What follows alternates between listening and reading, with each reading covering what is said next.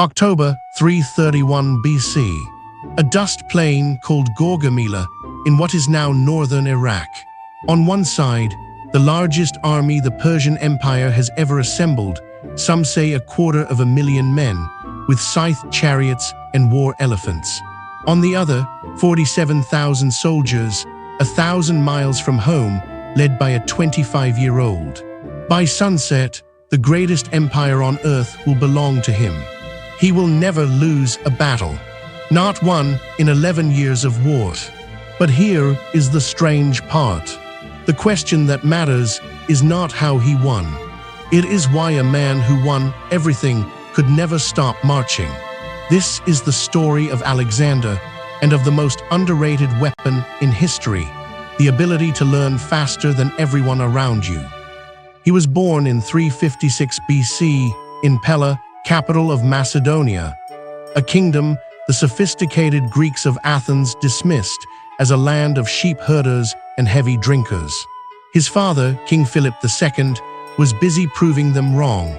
He had rebuilt the Macedonian army around an 18-foot spear called the sarissa and was swallowing Greece one city at a time. The son announced himself at around age 12. A horse dealer brought Philip a magnificent black stallion no one could ride. It reared and kicked every man who came near. The boy watched and noticed something everyone else had missed. The horse was not wild. It was afraid of its own shadow.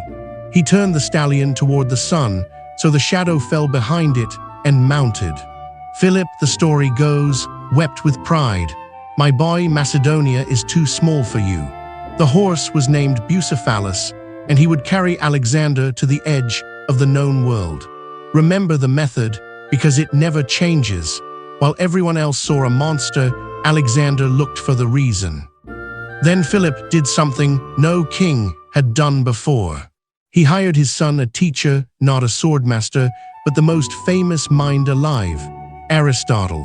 For 3 years, in a quiet sanctuary called Mieza, the future conqueror studied biology, medicine, geography, poetry, and philosophy under the man who practically invented the scientific method.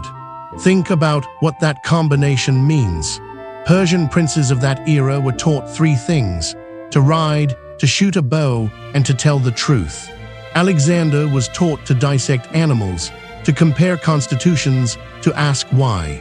He slept, we are told, with 2 things under his pillow: a dagger and his copy of Homer's Iliad, annotated by Aristotle himself. War and curiosity, side by side. That combination was about to be tested. In 336 BC, at a royal wedding, a bodyguard walked up to King Philip and drove a dagger between his ribs. Alexander was 20 years old, and every rival in Macedonia assumed the boy king would be dead within a year. Greece rose in revolt. His answer was speed no one thought possible. When the great city of Thebes rebelled, betting that Alexander was weeks away, he appeared at its gates in 13 days. The city was destroyed. It was brutal, and it was arithmetic, one terrible example so that he would not have to fight 20 rebellions. Greece went quiet, and then this 22-year-old did the truly insane thing. Rather than sit safely on his throne, he took 37,000 men and marched east against Persia. Understand the mismatch. Persia was the superpower of the age, an empire stretching from Egypt to India, 50 times Macedonia's size, with a navy, a treasury, and manpower beyond counting. Crossing into Asia, Alexander hurled his spear into the beach and claimed the continent as spear-won land. Confidence or delusion? The Persians were certain they knew the answer. The first test came at the Granicus River, where the local Persian governors were waiting behind a steep, muddy bank. Alexander attacked straight through the river, the last thing defenders expect from a smaller army, and shattered them. In the city of Gordium, he met the famous puzzle, an ancient knot that no man had ever untied, with a prophecy that whoever undid it would rule Asia. Alexander studied it, drew his sword and cut it in half. You can call that cheating. Or you can see the pattern from the horse and the shadow again. When a problem cannot be solved on its terms, change the terms. In 333 BC, at Issus, he finally faced the great king himself, Darius III, with an army several times his size, holding Alexander's supply line. Alexander charged directly at the royal chariot. Darius broke and fled, abandoning his own mother, wife, and children in the camp. And here Alexander did something that shocked the ancient world more than any victory. He treated the captured royal family with full honors as royalty. Why? Because he was not raiding Persia. He was applying for a job as its next legitimate king. Darius offered peace, half his empire, a fortune in gold, his daughter's hand. Alexander's own General Parmenion said, "I would accept if I were Alexander." The reply became legend, "So would I if I were Parmenion." But one city stood in his way. Tyre, the greatest naval fortress of the age, built on an island half a mile offshore, behind walls 150 feet high. Alexander had no navy to speak of. The solution was pure Aristotle. If you cannot fight a sea battle, delete the sea. His engineers began dumping rubble into the water, building a stone causeway from the mainland to the island, turning a naval war into a land war. It took 7 brutal months, but Tyre fell, and that causeway is still there today. The city has been a peninsula for 23 centuries. He rebuilt geography to win an argument. Egypt surrendered without a fight and hailed him as a liberator, as pharaoh, even as the son of a god. At the mouth of the Nile, he sketched out a new city bearing his name, Alexandria. A god at 24, which raises a dangerous question. What happens to a mind when it starts believing its own myth? Which brings us back to that dust plain. Gaugamela, October 1st, 331 BC. Darius had chosen the battlefield himself and flattened it to perfect ground for his 250,000 men and his scythe chariots. Every rule of warfare said the small army on open ground gets enveloped and dies. So Alexander broke the rules again. He advanced diagonally, sliding his lines sideways off the prepared ground, forcing the Persian left to chase him. As they stretched to follow, a gap tore open near the Persian center. Alexander had been waiting for exactly that. He wheeled his cavalry into a wedge and drove it straight through the gap, aimed personally at Darius. For the second time, the great king turned his chariot and ran.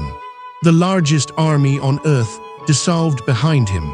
Babylon opened its gates. The treasuries of the empire, gold beyond any European's imagination, fell into Alexander's hands. He was 25, and he had checkmated an empire.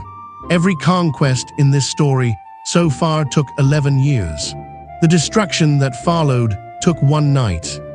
At Persepolis, the ceremonial heart of Persia, the discipline finally broke. After a night of drinking, the palace of the Persian kings went up in flames. Revenge, the Macedonians said, for the burning of Athens 150 years earlier. Alexander is said to have regretted it by morning, because by now he no longer wanted to destroy Persia. He wanted to become it. When Darius was murdered by his own nobles, Alexander hunted down the assassins and executed them, then buried Darius with full royal honors as his successor. He began wearing Persian dress, appointing Persian governors, taking on the court rituals of the kings he had defeated. Learn from the enemy, absorb what works, the student's method, applied to an entire civilization.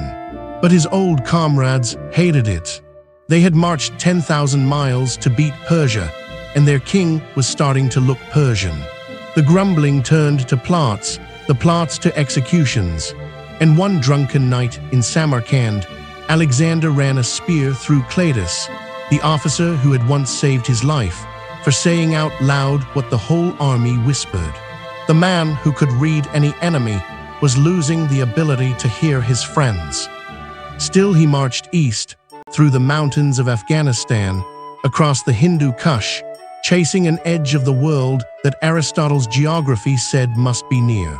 In 326 BC, in the Punjab, he met something no European army had ever faced: King Porus and a wall of 200 war elephants behind a monsoon-swollen river. The horses were terrified of the elephants. So one more time, Alexander studied the problem. He marched his men up and down the bank for weeks, feinting crossings night after night, until Porus stopped reacting, then crossed 17 miles upstream in a thunderstorm. The elephants, attacked from the flanks by infantry and hail after hail of missiles, turned and trampled their own lines. Alexander won, and was so impressed by Porus's courage that he restored his kingdom and enlarged it. But on the banks of the next river, the invincible king finally met the one force he could not outthink. His own army, the veterans of a decade and 20,000 miles, stood in the monsoon rain and refused to take another step. For 3 days, Alexander sulked in his tent like Achilles, waiting for them to relent. They did not. The only defeat of his life was delivered in silence by the men who loved him most. The road home nearly killed them all. Marching through the Gedrosian desert, the army that no empire could destroy was broken by heat and thirst. Thousands of veterans died in the sand. One story from that desert outlived the empire. Scouts found a helmet's worth of water and offered it to the king. Alexander, in front of the whole parched army, poured it into the ground. If they could not drink, he would not. Back in Babylon, he threw himself into the next project, fusing 2 civilizations into one. He staged a mass wedding at Susa, 10,000 of his soldiers marrying Persian brides, himself included. Then his closest friend since childhood, Hephaestion, died of a fever, and something in Alexander broke and did not heal. Months later, in the palace of Nebuchadnezzar in Babylon, the fever came for him. In June 323 BC, Alexander the Great died at 32, undefeated, unfinished. Asked, according to legend, to whom the empire should pass, he whispered, "To the strongest." Within a generation, his generals had torn the world he built into warring kingdoms. The empire lasted less time than the education that created it. So what did Alexander know? Strip away the legend, and one skill explains almost everything. He never fought the same war twice. A horse is afraid of its shadow, turn it toward the sun. A knot cannot be untied, cut it. A fortress hides behind the sea, delete the sea. Elephants terrify horses, make the elephants the problem of the infantry. Persia cannot be held by force, become Persian. Alexander treated every enemy, every crisis, every civilization as a textbook, and he read faster than anyone alive. That was Aristotle's real gift, not knowledge, but the reflex of turning every wall into a question. 23 centuries later, that reflex is still the whole game in any field that moves fast. But be honest about the ending. His teacher had one lesson Alexander never learned, the one Aristotle called the golden mean, knowing where the middle is. Knowing what enough looks like. The student who could solve anything could not answer the simplest question of all, why he was still marching. Learn like Alexander, but decide before you start where your river is, the one you will not cross. Next time, a man who wept in front of Alexander's statue because he had conquered nothing by the same age, then outschemed every rival in Rome. Julius Caesar. Subscribe and step into the minds that made history.